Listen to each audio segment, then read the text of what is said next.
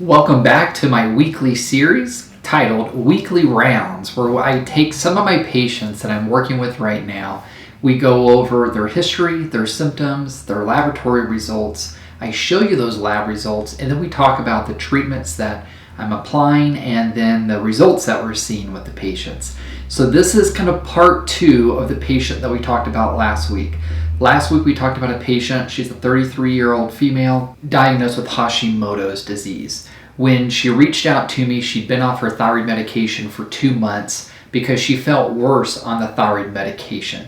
Her energy was down, she wasn't sleeping well, she was having a bowel movement every sometimes 7 to 12 days. So her body was becoming toxic and she just wasn't feeling well. Now, I had worked with this patient's sister years prior, so now this sister was coming to me to get some help. So review the old videos, because in that video I talked about the infections that we were working on. We touched upon our thyroid hormones.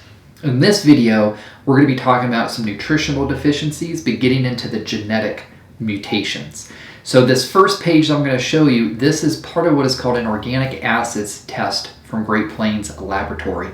And what you're going to see is some B vitamin deficiencies. So when we're looking at new patients, we want to know, well, what deficiencies do they have, so that way we can start building up those deficiencies. In a moment, you're going to see why she developed these, but she's pretty low on her B12, her B6, her B5 could be better. Her B2 was okay. I think that's that little deficiency. There's an asterisk sign that tells us if that marker is high, that's a deficiency. She's pretty low on her vitamin C. She's also getting low on what is called N-acetylcysteine. This next page that you're going to see measures glutathione levels. These are all extremely important for detoxification.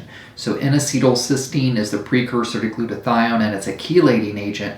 Glutathione is called the mother of all antioxidants. Its job is to get inflammation down, to bind the bad guys and get toxins out of the system. So if this gal's low on those, we know that she's not detoxing very well. She's not having a bowel movement but once every 7 to 12 days. So those toxins are building back up in her body, and she's not absorbing very well. Her vitamin C is low, and that's used to help support the natural killer cells of the immune system. So her immune system isn't getting the backups or the reserve troops to come in to help the immune system fight those infections that we talked about on our last video. And if you missed that, we were talking about candida infections. And so we found her candida levels, or we checked her candida levels, and we saw that she was having dysbiosis on this same test, this organic acids test. Now let's move into her genetics, because this is really, really important, because this is going to explain some of her low B vitamins, and this is also going to explain liver function and her immune system's inability to kill off the bad guys. The first page, this is the methylation page. Methylation is involved in over 200 different biochemical processes in the body. We're not going to go through all of those right now. We're going to go through immune modulation and liver function. So immune modulation means that the immune system is being told what to do. It can see bad guys, it can kill bad guys, and it's not attacking your own tissue or the body's own tissue. That's an autoimmune condition. This gal has Hashimoto's disease. If we look at her methylation mutations, the first one that we're going to look at is the MTHFR C677T. This is the main methylation mutation. It's the one that most doctors check. She is homozygous for this mutation. She has a version from both parents. But then if we see there's 1, 2, 3, 4, 5 other methylation mutations that then compound onto the 677. So when you have a homozygous mutation of the MTHFR C677T, you have up to a 70% reduction in methylation. Well, methylation involves the immune system's ability to do its job, so the immune system's not going to work properly when we see these mutations, and the liver is not going to do its job. So what does the liver do? It detoxifies the body. It helps to get inflammation down. It also converts your T4 hormone to T3. Remember, this is a Hashimoto's patient. I showed you her thyroid labs in the last video. Her thyroid hormones were all low. If she's not converting well, the T3 levels and the free T3 levels are going to be low, and that's what we saw in our lab test. Now we have some answers. We have some deep-rooted answers. Genetically, once she's kicking butt, will always want to support these genetic mutations to help keep herself feeling well. This is how we prevent more autoimmune conditions from turning on in patients. Address everything that we see and then always support the mutations. The next page. This is another extremely important page because this is detoxification. So we mentioned a moment ago that the liver's job is to detoxify the body. So we know she already has a difficult time doing that from a methylation standpoint.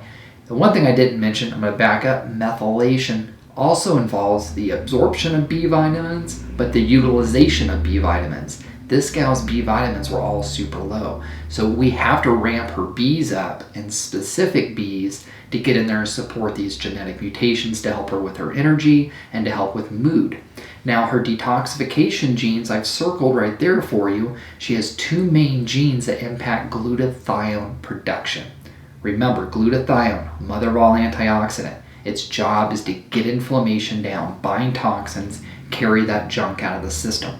And these toxins can be chemicals from anesthesia, they can be herbicides and pesticides from your foods, they can be mycotoxins from mold exposure. If your body's not making glutathione very well, which go back to her glutathione marker, it was low along with N-acetylcysteine, she's not going to be able to detox all the junk that's building up in her body. The good news is she's having a bowel movement daily now. After 2 months, daily bowel movement, sometimes twice a day. So she's not getting backed up with toxins there anymore, but now she's also on glutathione to help bind whatever toxins are in her system and carry them out.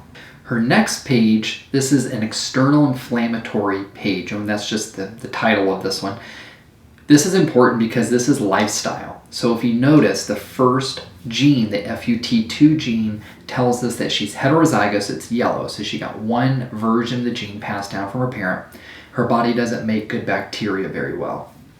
If we go back to last week's test that we showed you with her good bacteria levels, they were low, bad bacteria levels were high. It makes sense genetically because her body is not making good bacteria very well. So based off her genetic test, she will always want to take a probiotic. HLA-DQA1, she's got to stay away from gluten. She's Hashimoto's, she already knows it, she has to stay away from gluten. Now she can see from a genetic standpoint that if she consumes gluten, she's more likely to develop celiac or Crohn's disease, even ulcerative colitis. The next couple genes, the ATG genes, this means her body has a hard time cleaning up cellular debris. That is called autophagy, so we help her promote that. Some patients we do that through intermittent fasting. Other patients we will do it through a pill if that patient is more of a hypoglycemic patient and they have major adrenal issues. The last gene, this is important for her because her vitamin D levels were really, really low. They weren't single digit, but they were close. They were in the low teens. Some people need vitamin K to help absorb their vitamin D, and this is this patient. She has this VDR-TAC mutation that requires vitamin K to help her absorb her vitamin D. So vitamin D is used to support the immune system. It's also helpful for getting inflammation down, and you'll actually see low energy when there's low vitamin D. So that's going to summarize what we're doing from a genetic standpoint with her. These are only 3 pages out of about 12. So there's a lot more genes that we looked at that we're going to be addressing, but we're doing that over time. So the good news is this patient 2 months in is kicking butt. Even though she's off of her thyroid medication, we've been getting rid of infections. She's having daily bowel movements, sometimes 2 bowel movements a day. She's back to exercising, she's sleeping better, and overall she just feels better. She has less pain. She had major pain in her hip. The pain's down in her hip. So she's happy, but we still have a lot more work to go. And this is what happens to all of us. We have many layers of the onion, and we just need to see all those different layers. And once you can do that, you can come up with a management plan and you can get your life back. We'll see you on our next weekly rounds next week.